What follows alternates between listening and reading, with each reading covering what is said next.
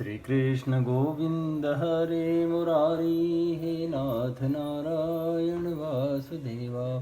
श्री कृष्ण गोविंद हरे मुरारी, हे नाथ नारायण वासुदेवा।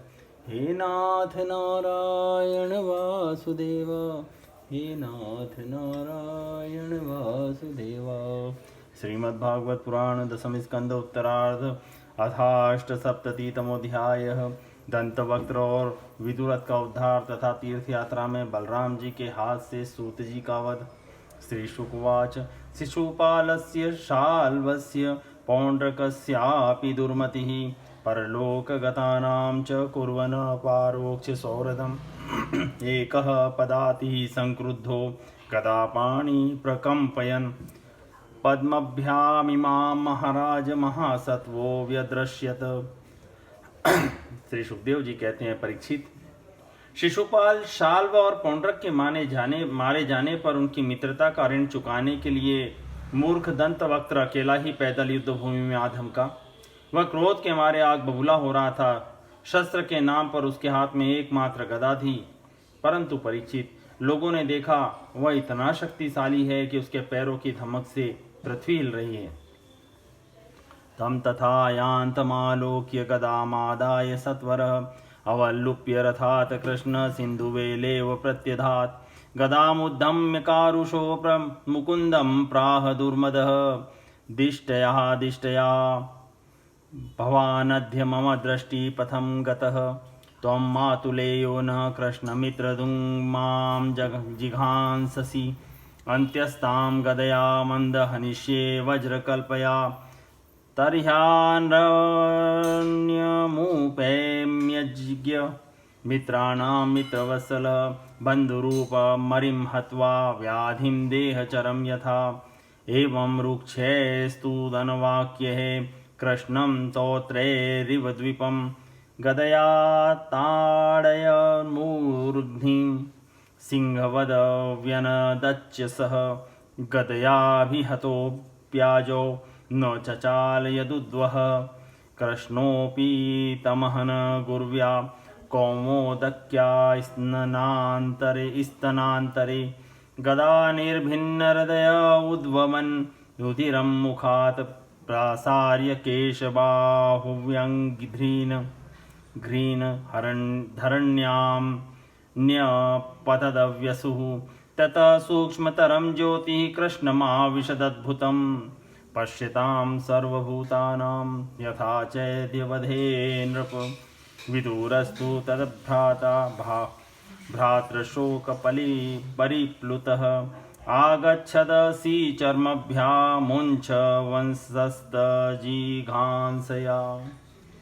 भगवान श्री कृष्ण ने जब उसे इस प्रकार आते देखा तब झटपट हाथ में गदा लेकर वे रथ से कूद पड़े और फिर जैसे समुद्र के तट की भूमि उसके ज्वार भाटे को आगे बढ़ने से रोक देती है, वैसे ही उन्होंने उसे रोक दिया। घमंड के नशे में चूर करुष नरेश दंतवक्त्र ने गदा तान कर भगवान श्री कृष्ण से कहा, बड़े सौभाग्य और आनंद की बात है कि आज तुम मेरी आंखों के सामने पड़ गए। कृष्ण, तुम मेरे मामा के लड़के हो, इसलिए मैं तुम्हें मारना तो नहीं चाहिए, परंतु एक तो तुमने मेरे मित्रों को मार डाला है, दूसरे मुझे भी मारना चाहते हो, इसलिए मतिमंद आज मैं तुम्हें अपनी वज्र कर्कश गदा से चूर चूर कर डालूंगा। मूर्ख, वैसे तो तुम मेरे संबंधी हो, फिर भी हो तो शत्रु ही। जैसे अपने ही शरीर में रहने वाला कोई रोग हो। मैं अपने मित्रों से बड़ा प्रेम करता हूँ, उनका मुझ पर ऋण है। अब तुम्हें मारकर ही मैं उनके ऋण से अऋण हो सकता हूँ। जैसे महावत अंकुश से हाथी को घायल करता है, वैसे ही दंतवक्त्र ने अपनी कड़वी बातों से श्री कृष्ण को चोट पहुंचाने की चेष्टा की और फिर वह उनके सिर पर बड़े वेग से गदा मारकर सिंह के समान गरज उठा। रणभूमि में गदा की चोट खाकर भी भगवान श्री कृष्ण टस से मस न हुए। उन्होंने अपनी बहुत बड़ी कौमोद की गदा संभाल कर उससे दंतवक्त्र के वक्ष स्थल पर प्रहार किया। गदा की चोट से दंतवक्त्र का कलेजा फट गया। वह मुंह से खून उगलने लगा, उसके बाल बिखर गए, भुजाएं और पैर फैल गए। निदान निष्प्राण होकर वह धरती पर गिर पड़ा। परीक्षित, जैसा कि शिशुपाल की मृत्यु के समय हुआ था, सब प्राणियों के सामने ही दंतवक्त्र के मृत शरीर से एक अत्यंत सूक्ष्म ज्योति निकली और वह बड़ी विचित्र रीति से भगवान श्री कृष्ण में समा गई। दंतवक्त्र के भाई का नाम था विदुरथ। वह अपने भाई की मृत्यु से अत्यंत शोकाकुल हो गया। अब वह क्रोध के मारे लंबी लंबी सांस लेता हुआ हाथ में ढाल तलवार लेकर भगवान श्री कृष्ण को मार डालने की इच्छा से आया।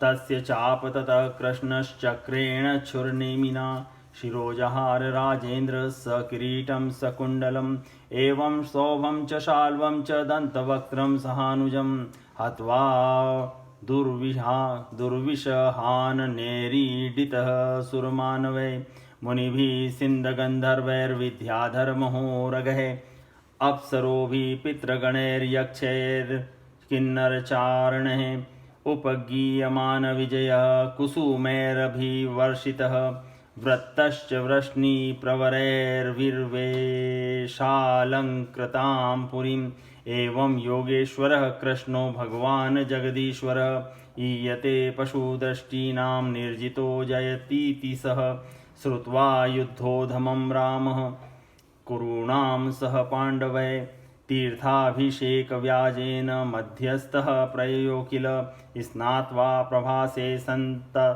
सन्तर्प्य देवर्षि पितृमानवान् सरस्वतीं प्रति स्त्रोतं ययो ब्राह्मण संवृतः प्रथुदकं बिन्दुसरस्त्रितकूपं सुदर्शनं विशालं ब्रह्मतीर्थं च चक्रं प्राचीं सरस्वतीं यमुनामनुन्यायान्येव गंगामनु च भारत जगामनैमिषं यत्र ऋषयः सत्रमासते। राजेंद्र, जब भगवान श्री कृष्ण ने देखा कि अब वह प्रहार करना ही चाहता है, तब उन्होंने अपने छुरे के समान तीखी धार वाले चक्र से किरीट और कुंडल के साथ उसका सिर धड़ से अलग कर दिया।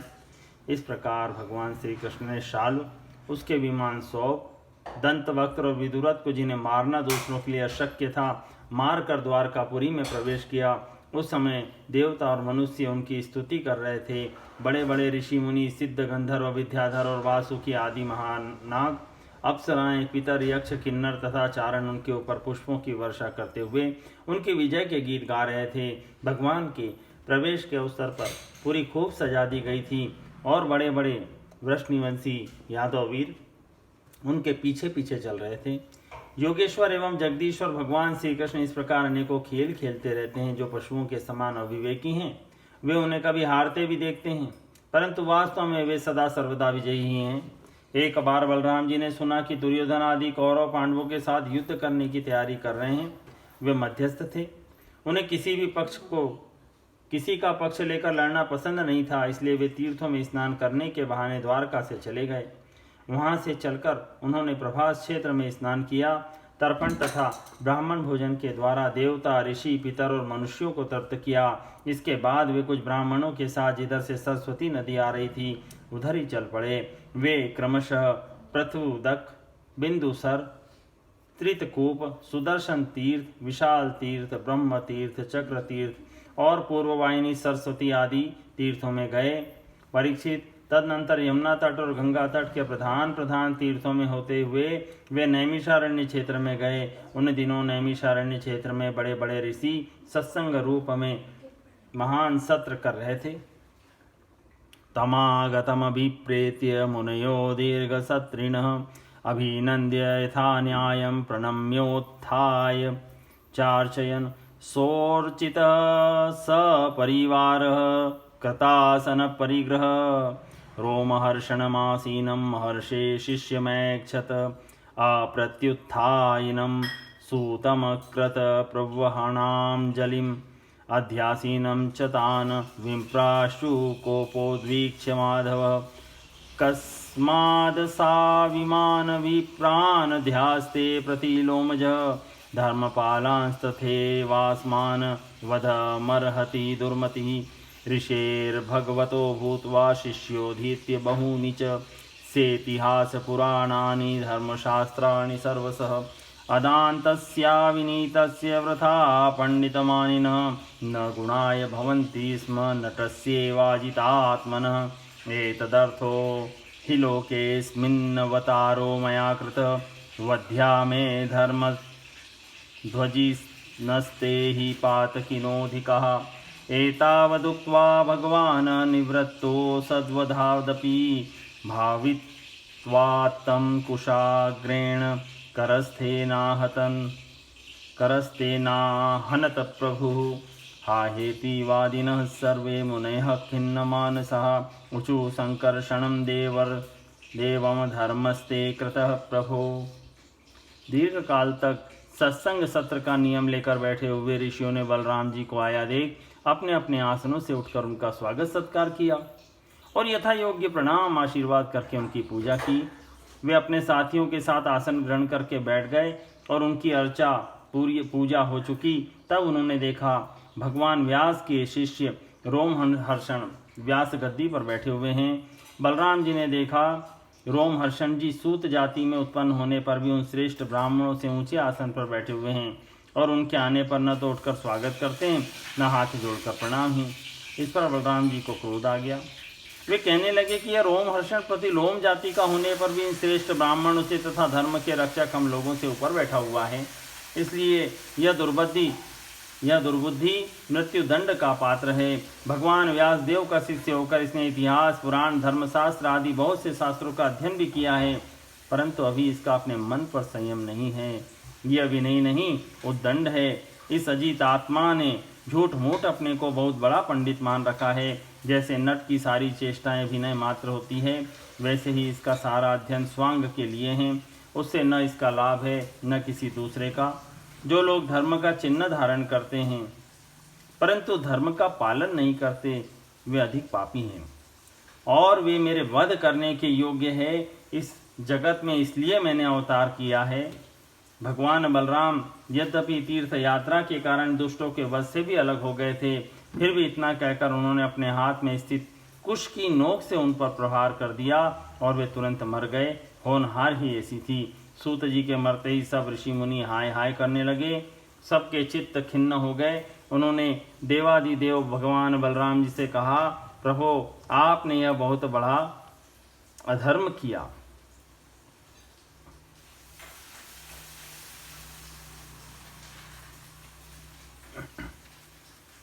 अस्य ब्रह्मासनं दत्तमस्याभिर्यदुनन्दन आयुश्चात्माकलं तावद यावत सत्रं समाप्यते अजानते वाचरितस्त्वा ब्रह्मवधो यथा योगेश्वरस्य भवतो नाम्नायोऽपि नियामकः यद्धेतद् ब्रह्महत्याया पावनं लोकपावनं चरिष्यति भवान् लोकसंग्रहोऽन्यचोदितः। यदुवंश शिरोमणि सूत जी को हम लोगों ने ही ब्राह्मणोचित आसन पर बैठाया था और जब तक हमारा यह सत्र समाप्त न हो तब तक के लिए उन्हें शारीरिक कष्ट से रहित आयु भी दे दी थी। आपने अनजान में ही यह काम कर दिया जो ब्रह्म हत्या के समान है।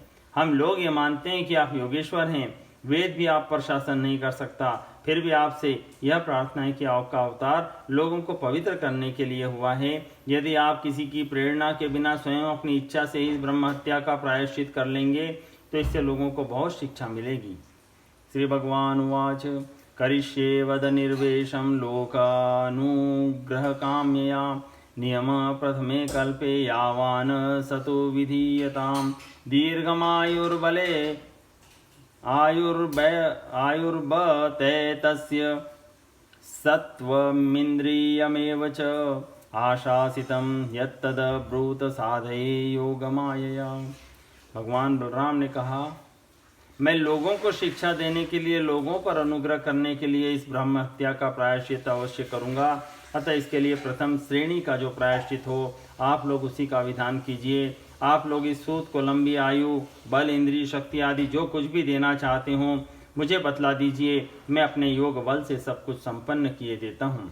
ऋषय ऊचु अस्त्रस्य तव वीर्यस्य मृत्योस्माकमेव च यथा भवेद वचः सत्यम तथा राम विधीयताम। ऋषियों ने कहा, बलराम जी आप ऐसा कोई उपाय कीजिए जिससे आपका शस्त्र पराक्रम और इसकी मृत्यु भी व्यर्थ न हो और हम लोगों ने इन्हें जो वरदान दिया था वह भी सत्य हो जाए। श्री भगवान उवाच आत्मा वै पुत्र उत्पन्न इति वेदानुशासनम तस्मादस्य भवेद वक्ता आयुरीन्द्रिय सत्ववान। किं वह कामो मुनिश्रेष्ठा ब्रूताहं करवाण्यथ अजानतस्त्वपचितिं यथा मे चिंत्ययतां बुधा। भगवान बलराम जी ने कहा, ऋषियों, वेदों का ऐसा कहना है कि आत्मा ही पुत्र के रूप में उत्पन्न होता है, इसलिए रोमहर्षण के स्थान पर उनका पुत्र आप लोगों को पुराणों की कथा सुनाएगा। उसे मैं अपनी शक्ति से दीर्घायु, इंद्रिय शक्ति और बल दिए देता हूँ। ऋषियों, इसके अतिरिक्त आप लोग और जो कुछ भी जो भी चाहते हो मुझसे कहिए, मैं आप लोगों की इच्छा पूर्ण करूँगा। अनजान में मुझसे जो अपराध हो गया है उसका प्रायश्चित भी आप लोग सोच विचार कर बतलाइए, क्योंकि आप लोग इस विषय के विद्वान हैं। ऋषयौचु इल्वलस्य सुतो घोरो बल्वलो नाम दानव स दूषयति न सत्रमेत्य पर्वणि तं पापं जाहि दाशार्ह तन्नः शुश्रूषणं परम् पूयशोणितविन्मूत्र सुरामांसाभिवर्षिणं ततश्च भारतं वर्षं परीत्य सुसमाहितः चरित्वा 12 मांसा तीर्थस्नायि विशुद्ध्यसे। ऋषियों ने कहा, बलराम जी, इलवल का पुत्र बलवल नाम का एक भयंकर दानव है। वह प्रत्येक पर्व पर यहाँ आ पहुँचता है और हमारे इस सत्र को दूषित कर देता है। यदुनंदन वह यहाँ आकर पीप, खून, विष्ठा, मूत्र, शराब और मांस की वर्षा करने लगता है। आप उस पापी को मार डालिए, हम लोगों की यह बहुत बड़ी सेवा होगी। इसके बाद आप एकाग्र चित्त से तीर्थों में स्नान करते हुए 12 महीनों तक भारतवर्ष की परिक्रमा करते हुए विचरण कीजिए, इससे आपकी शुद्धि हो जाएगी। इति श्रीमद्भागवते महापुराणे पारमहंस्यां संहितायां 10वें स्कंदे उत्तरार्धे बलदेव चरित्रे बलवलवधोपक्रमो नामाष्टसप्ततितमोऽध्यायः सम्पूर्णम्।